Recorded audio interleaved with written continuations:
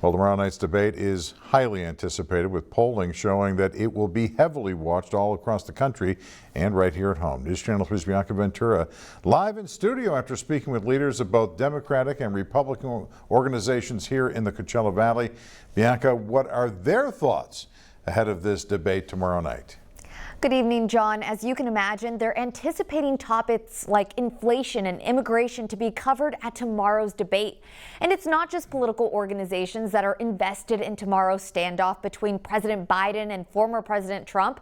According to Pew Research, more than half of Americans, about 58%, say they're following news about candidates for the upcoming election very closely, while 28% said they aren't following it too closely, and just 13% say they aren't following it closely at all.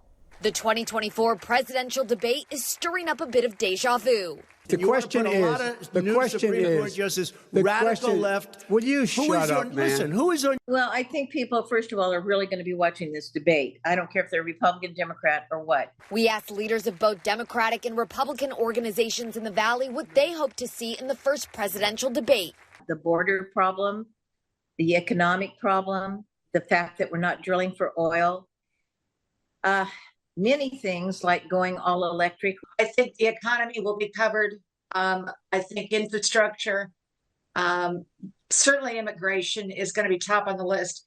And I'm hoping a woman's reproductive right to choose. One issue rising above the rest was inflation. I think you have to look at your checkbook, at your charge accounts, at your gas, how much it costs you to buy a new car, what kind of car you can buy when you buy it, how much it costs you to go to a restaurant.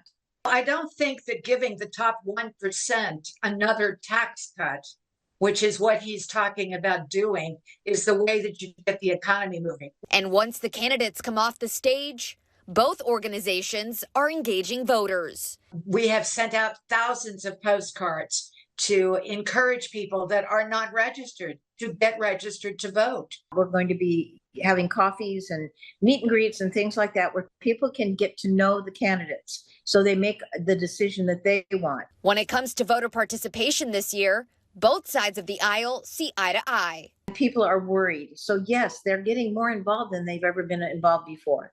I think we're going to have a really good turnout on voting day. I can tell you that I've been doing this a long time, and I've never seen as much enthusiasm and as much participation as we've been seeing since last year. The country's future being decided one vote and presidential debate at a time.